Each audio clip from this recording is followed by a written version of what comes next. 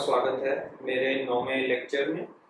और आज का लेक्चर मृदा निर्माण या मिट्टियों का बनना पेडोजेनेसिस पे है, जैसे कि आप अच्छे बोर्ड पे देख रहे हैं।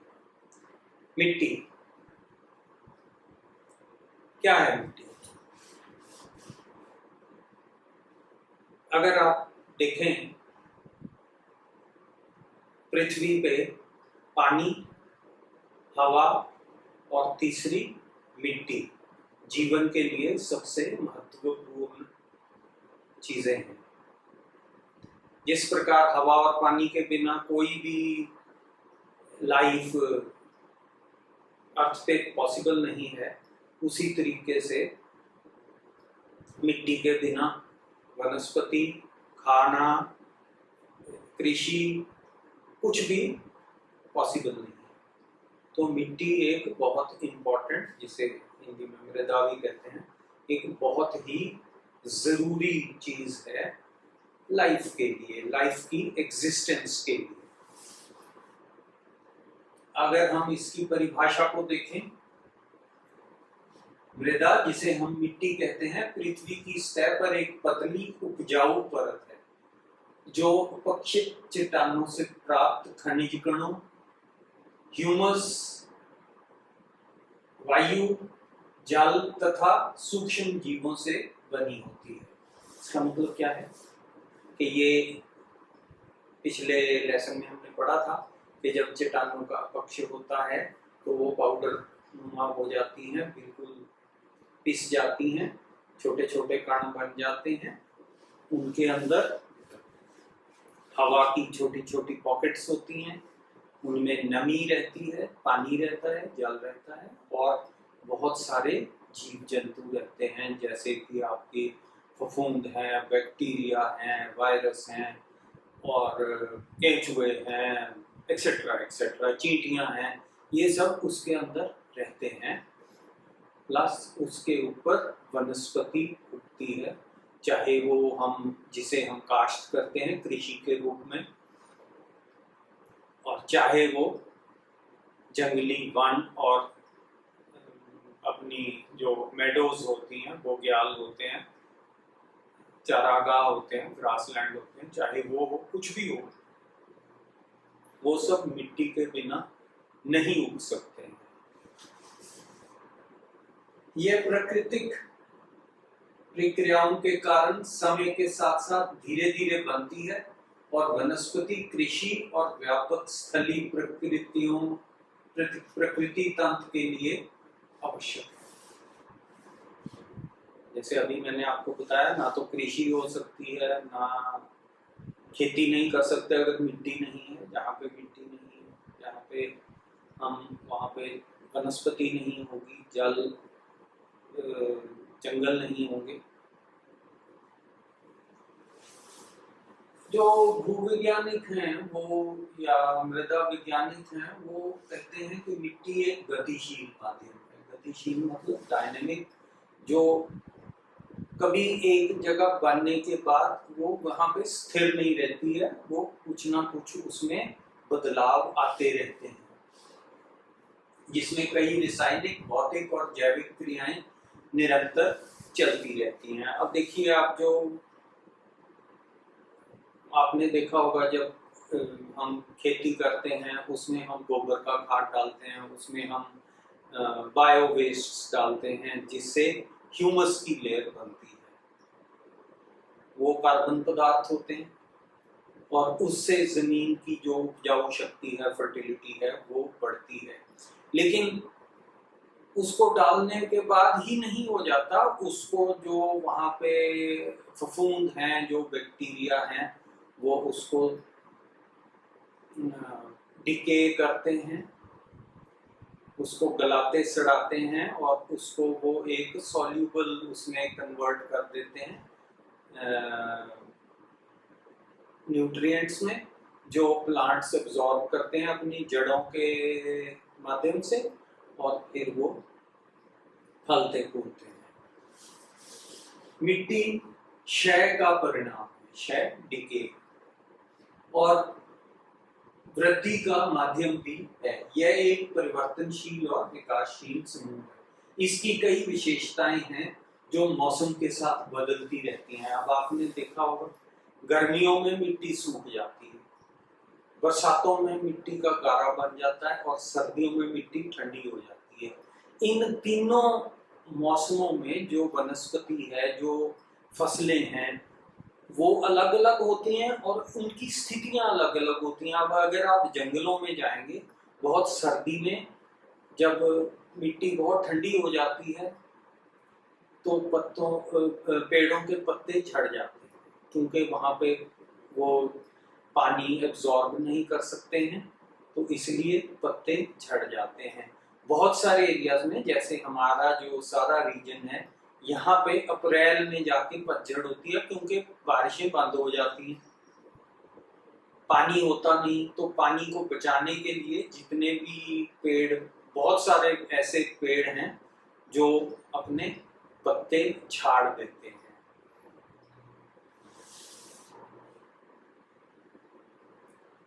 अब मिट्टी बनती कैसे, इसको हम डिफाइन करते हैं। पेडोजेनेसिस या मृदा निर्माण की प्रक्रिया है, क्या क्या होती है।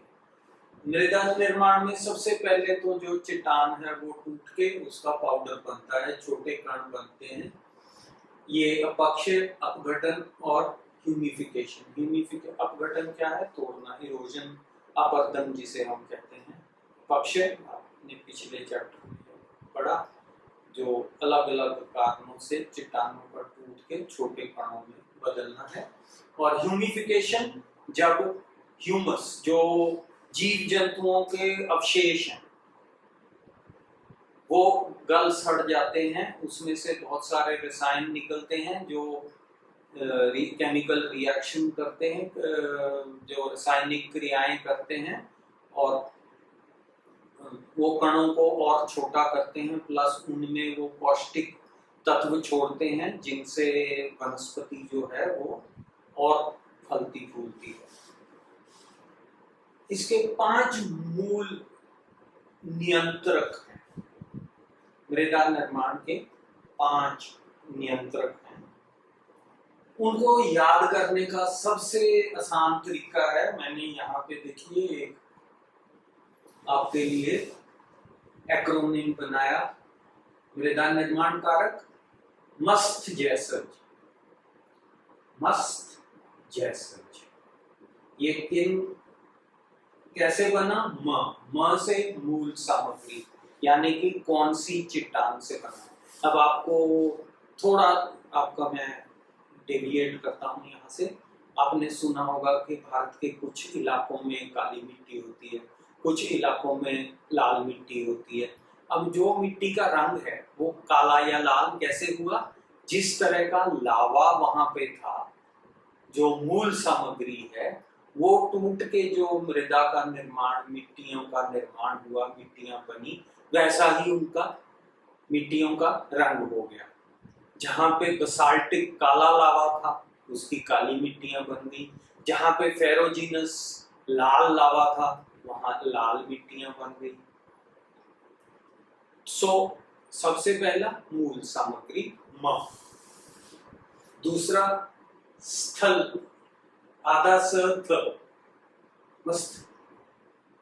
स्थल आकृति। स्थल आकृति का मतलब टोपोग्राफी, क्या वो समतल मैदान है, क्या वो पहाड़ है, क्या वो पठार है, और उसकी जो एंगल है, जो ग्रेडियंट है, वो कितना ज्यादा है। जितना ज्यादा होगा, अगर बहुत ज्यादा होगा तो मिट्टी की बहुत पतली सी परत बनेगी, क्योंकि जैसे ही बारिश आएगी या पानी आएगा उसको धुल के ले जाएगा। अगर ढलान कम होगी तो वहां पे थोड़ी मोटी परत बनेगी। अगर समतल होगा तो सबसे मोटी परत बनेगी, क्योंकि वो वहां से उसका जो परिवहन नहीं होगा, वो वहीं पे एक जगह पे रुकी रहेगी और उसमें प्रक्रियाएं चलती रहेंगी और मिट्टी का निर्माण होता रहेगा। तीसरा है जैविक गतिविधि, उसके अंदर कितने जीव जंतु कौन से। ये हो गया जय, और फिर समय, कितने टाइम से वो, कितने लाख साल, कितने हजार साल से वो मिट्टी बन रही है। और उसके बाद जलवायु। सो ये एक्रोनिम जो हमारा है मस्त जैसे, इसको अगर आप याद कर लेंगे तो आपके जो पांचों कारक हैं वो आपको एकदम से याद हो जाएंगे। और अब अगली स्लाइड में देखिए, मूल सामग्री मृदा निर्माण में एक निष्क्रिय नियंत्रण कारक है। कोई भी स्थान, हर एक स्थान में अलग अलग तरह की चट्टानें होंगी, वहां से वो बनेगी या वो कहीं और से परिवाहित होके आई होंगी। जैसे कि उत्तरी भारत का मैदान है, यहाँ जलोढ़ मिट्टियां हैं, चाहे और वो जो डेल्टास हैं तटवर्तीय क्षेत्र में, वहां भी जलोढ़ मिट्टियां हैं। और वो मिट्टियां कहीं हिमालय से कहीं से टूट के दरियाओं द्वारा परिवाहित करके और वहां पे डिपॉजिट की हुई है। तो उनकी जो मूल सामग्री है वो हिमालयी चट्टानें हैं। लेकिन जो परिवाहित नहीं हुई हैं, जो उसी जगह से पे बनी हैं, वो बिल्कुल वहां की जो चट्टान थी, ओरिजिनल पेरेंट मटेरियल, मूल सामग्री थी, उसी के आगे चरित्र ले लेगी, उसके कैरेक्टरिस्टिक्स ले लेगी। उसके बाद आ गया हमारा स्थलाकृति। जैसे मैंने आपको अभी समझाया कि ये यहाँ देखिए, स्थलाकृति का प्रभाव मूल सामग्री से ढकी सतह पर सूर्य के प्रकाश की मात्रा और मूल सामग्री के ऊपर और उनके माध्यम से उपस्थयी जल निकासी की मात्रा के माध्यम से महसूस किया जा सकता है। कितना पानी है इसका, अगर वो समतल होंगी तो वहां पानी आराम से रुक के जाएगा। अगर उसकी तीव्र ढलान होगी, ज्यादा स्लोप होगा, तो पानी उसको बहा के ले जाएगा, कहीं और ले जाएगा। अगर कम ढलान होगी तो पतली मिट्टी की लेयर बनेगी। दूसरा, उसकी डायरेक्शन क्या है, उसकी दिशा क्या है। अगर वो दक्षिण की तरफ होगी, वहां ज्यादा धूप लगेगी, उसमें जो गर्मी ज्यादा होगी, उसके कारण वहाँ पे जो रासायनिक गतिविधियां हैं वो बढ़ जाएंगी, वहाँ पे वनस्पति ज्यादा होगी और उनके जो इंटरैक्शंस हैं आपस में, जो एक दूसरे के साथ अंतर कनेक्शन है, वो बदलते रहेंगे और मिट्टी का निर्माण होता रहेगा। फिर जैविक गतिविधि,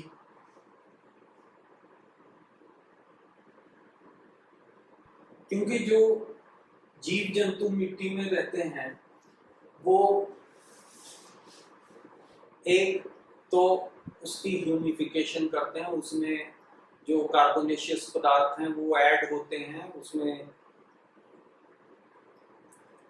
प्लस जो जैसे मैंने आपको बताया, जब उसका क्षय होगा, जब वो डिके करेंगे तो वो रसायन रिलीज करेंगे, केमिकल्स रिलीज करेंगे, जो पेरेंट मटेरियल के जो पाउडर है उसके साथ रिएक्ट करेंगे, उसके साथ उनकी रासायनिक प्रक्रियाएं होंगी और वो उनका जो वो है जल्दी और छोटी होंगे और टूटेंगे और पाउडर और छोटा बनेगा।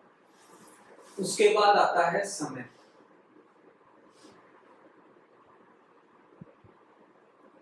अब एक मिट्टी को हम मैच्योर तब कहेंगे जब उसकी सभी जो प्रक्रियाएं हैं वो कंप्लीट हो गई, जिसके लिए लाखों करोड़ों साल की जरूरत है। और फिर आ गया जलवायु। अब जलवायु के कौन कौन से कारक तत्व हैं? तापमान और पानी, सूर्य ऊर्जा, सोलर एनर्जी, उसको जितनी ज्यादा धूप लगेगी उतना गर्म करेगी, उतनी वहां पे वनस्पति के उगने के जो चांसेस हैं वो बढ़ जाएंगे। दूसरा, तापमान, अलग अलग तापमानों में अलग अलग किस्म की वनस्पतियां होंगी, लेकिन अगर बहुत ठंडा हो जाता है तो जो रासायनिक गतिविधियां हैं वो बंद हो जाती हैं। तो इसलिए जो भूमध्य रेखा के आसपास के क्षेत्र हैं उनमें जो मृदा निर्माण होता है वो ज्यादा मोटा होता है, क्योंकि वहां पे तापमान कभी भी 0 से 0 से नीचे नहीं जाता है और वो पूरा साल जो रासायनिक और जैविक गतिविधियां हैं वो चलती रहती हैं। दूसरी बात है जल, पानी का होना। अब देखिए रेगिस्तान में पानी नहीं होता, वहां वनस्पति नहीं होती, और वहां पे जो सिर्फ रेत है, रेत के अलावा कोई मृदा निर्माण नहीं होता, उसमें लेयर्स नहीं बनती, होराइजन्स नहीं बनती, और वो मैच्योरिटी में कभी भी नहीं पहुंचती हैं जो रेगिस्तान की मिट्टियां हैं। और क्यों? ना वहां जल है, ना वहां वनस्पति है, तापमान बहुत है। या जो ठंडे रेगिस्तान है जैसे लद्दाख वगैरह है, वहां पे भी गर्मी बहुत ज्यादा नहीं है लेकिन पानी नहीं है। पानी ना होने से वनस्पति नहीं है, इसलिए जो मिट्टी का प्रोफाइल है वो इवॉल्व नहीं करता। सो जलवायु में पानी, तापमान और सूर्य ऊर्जा, ये तीनों चीजें एक बहुत इंपॉर्टेंट रोल प्ले करते हैं। अब अगली बात है मृदा निर्माण में क्षितिज। क्षितिज का मतलब होता है होराइजन्स या लेयर्स। सभी मिट्टी में विभिन्न प्रकार की परतें होती हैं, लेयर्स होती हैं, जिनको हम O, A, B, C और R कहते हैं। ये देखिए सबसे ऊपर जो है ये है O horizon. O horizon humus या कार्बोनिक। इसमें जीव जंतुओं के, वनस्पति के गली सड़ी पत्तियां, टहनियां, मरे हुए जानवरों के अवशेष, वो सब मिक्स होते हैं। लेकिन जब हम कृषि करते हैं, हम उसमें ग्रीन मैन्योरिंग करते हैं, हम उसमें गोबर का खाद डालते हैं, फार्म यार्ड मैन्योर डालते हैं, हम उसमें लीफ मोल्ड डालते हैं जो पत्तों से बना हुआ खाद होता है। क्यों? ताकि उसकी जो उपजाऊ शक्ति है वो बढ़े, ताकि जो ये O होराइजन है या O क्षितिज है ये और फर्टाइल हो जाए, ये और प्रोडक्टिव हो जाए। उसके बाद आती है A। A में ऊपर से पानी के साथ रिश्ते जो सॉल्युबल वो होते हैं, न्यूट्रिएंट्स वो आ जाते हैं, लेकिन इसमें जड़ें होती हैं, तो यहाँ से ये अपना न्यूट्रिशन, अपना आहार लेते रहते हैं। उसके बाद आती है अधोभूमि या बी लेयर, फिर टूटे फूटे मूल सामग्री के पीसेस, और फिर मूल सामग्री की आर लेयर जो मूल सामग्री की ठोस क्षितिज होती है। अब देखिए यहाँ पे ज्यादातर कार्बनिक पदार्थ जैसे सड़ती हुई पत्तियां, कुछ मिट्टियों में क्षितिज पतला होता है, कुछ में मोटा और कुछ में बिल्कुल भी मौजूद नहीं। अब मैंने आपको बताया कि जो डेजर्ट है, रेगिस्तान है, वहां पे वनस्पति नहीं होती, वनस्पति नहीं है तो पत्तियां कहाँ से आएंगी, है नहीं, तो वहां पे वो होराइजन नहीं होगा। उसके बाद आ गया ऊपरी मृदा या ए होराइजन।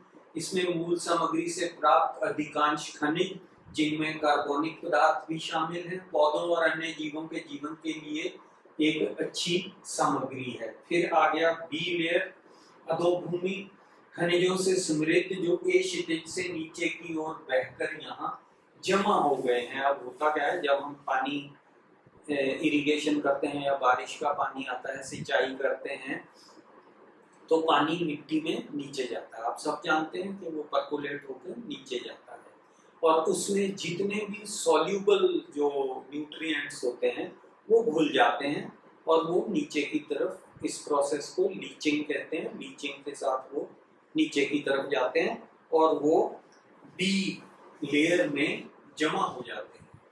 सी जो है ये पृथ्वी की सतह पर जमा वह पदार्थ जिससे मृदा विकसित हुई। ये जो पेरेंट मटेरियल है, जो मूल सामग्री है, उसके टूटे हुए हिस्से हैं। और आर जो है आधारशिला, वो फाउंडेशन है, वो नींव पत्थर है। जो ठोस पदार्थ थे वो पहले वेदरिंग से, वो पहले टूट के उसके बड़े बड़े पीसेस बने, वो बड़े पीस सी लेयर में आए, और उसके बाद आर रेगोलिथ या आधारशिला या फाउंडेशन, जहां से वो टूट के बने थे। और बाकी की सारी जो मृदा है, मिट्टी है, उसका निर्माण सी लेयर में पड़े हुए टूटे हुए मूल सामग्री के हिस्सों से हुआ। अब मिट्टियां बन गई। अब एक छोटी सी डिस्कशन, भारत की प्रमुख मृदा प्रकार, भारत में कौन कौन सी मिट्टियां मिलती हैं। सबसे पहले जलोढ़ मृदाएं या जलोढ़ मिट्टियां, ये, उसके बाद काली मिट्टी, लाल मिट्टी, लैटेराइट मिट्टी, वन और पर्वतीय मिट्टी, शुष्क और रेगिस्तानी मृदाएं, लवणीय और क्षारीय मृदाएं, पीट और दलदली मृदाएं। अब ये कहाँ मिलती हैं और क्यों मिलती हैं, आगे चलते हैं। अब यहाँ देखिए, सबसे पहले इस एरिया में देखिए, इस एरिया में देखिए, इस एरिया में देखिए, आपको यहाँ पे मिलेंगी पहाड़ी मिट्टियां, क्योंकि ये सारा हिमालयी क्षेत्र है। उसके बाद आपको यहाँ यहाँ यहाँ यहाँ आपको मिलेंगी जलोढ़ मिट्टियां। जलोढ़ का मतलब जो दरिया कहीं से अपरदन करके लेके आते हैं और वहां पे डिपॉजिट कर देते हैं, अलूवियल सॉइल्स, जैसे कि भारत का जो उत्तरी भारत का मैदान है, या जिसे सिंधु गंगा मैदान कहते हैं वो। और उसके बाद यहाँ पे नीचे तटवर्तीय मैदान है, यहाँ पे तटवर्तीय मैदान है। उसके बाद आती हैं जी काली मिट्टियां। ये देखो, काले रंग का जो ये समूह है, ये सारी काली मिट्टियां, और ये काली मिट्टियां दक्षिण के पठार में मिलती हैं। ये मैच्योर सॉइल्स हैं और ये काले बसाल्टिक लावा से बनी है। जैसे शुरू में मैंने आपको बताया था, इस क्षेत्र में ये पठार, ये लावा का पठार है, और इस क्षेत्र में काला बसाल्टिक लावा मिलता है। एक ज्वालामुखी या अग्नि चट्टान होती है, बसाल्ट, जो ज्वालामुखी से बाहर निकलती है, वो काले रंग की होती है। उससे जो मिट्टियां बनी वो काली है। और इधर देखिए, यहाँ पे ये लाल मिट्टियां हैं, ये भी लावा से बनी है, लेकिन ये फेरोजेनस लावा,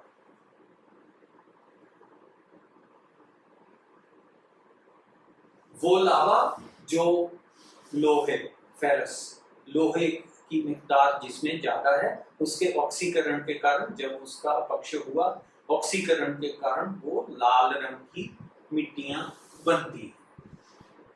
तो कुछ ये यहाँ पे देखिए,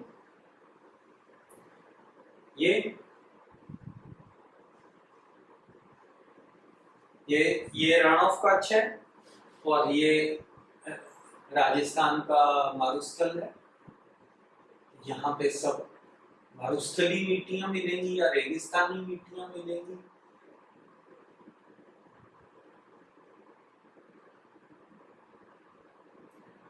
और इस एरिया, सॉरी, यहाँ पे आपको रेगिस्तानी, लेकिन इस एरिया में जो रण ऑफ कच्छ है, यहाँ क्षारीय मिट्टियां मिलती हैं, थोड़ी सी यहाँ भी मिलती हैं, यहाँ भी मिलती हैं, और छोटे छोटे हिस्सों में पंजाब, हरियाणा और यूपी में भी मिलती है। क्षारीय का मतलब जिनमें नमक, लवणीय मिट्टियां जिनमें नमक की मात्रा ज्यादा है। और फिर आपको मिलेंगी लैटेराइट सॉइल्स। लैटेराइट सॉइल्स, ये देखिए, जो वेस्टर्न घाट्स हैं शायदरी, उनके पूर्वी स्लोप्स पे आपको लैटेराइट्स मिलती हैं। ये वो मिट्टियां हैं जिनमें से ज्यादातर वो जो कालापन था वो धुल के निकल गया है और पीछे लाल लावा बच गया है। और अगर आप केरला का तटवर्तीय क्षेत्र देखते हैं, या कुछ क्षेत्र यहाँ पे हैं, यहाँ पे हमें मिलती हैं पीट और दलदली मिट्टियां। दलदली मिट्टियां इसलिए मिलती हैं, यहाँ वर्षा बहुत ज्यादा होती है, और उसके कारण मिट्टी सूखती ही नहीं है, वो गीली ही रहती है, दलदल के रूप में रहती है, इसलिए इसे दलदली मिट्टी कहा जाता है। आशा करता हूँ आज का लेक्चर आपके लिए यूजफुल होगा। नीचे डिस्क्रिप्शन में बाकी चैप्टरों की तरह, हमेशा की तरह लिंक है, आप उसको क्लिक करेंगे, इसके नोट्स आपको मिल जाएंगे। Have a wonderful day, God bless you.